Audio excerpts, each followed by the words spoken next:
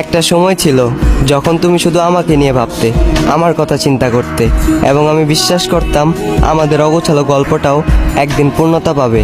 তবে কখনো ভুল করেও চিন্তা করতে পারিনি এত যত্নশীল তুমিটাও একদিন আমাকে রেখে চলে যাবে। আজকাল কোনো রকম দিনগুলো পার করতে পারলেও রাত পার করতে পারি না। তোমার স্মৃতিগুলো আমাকে রাতে ঘুমাতে দেয় না।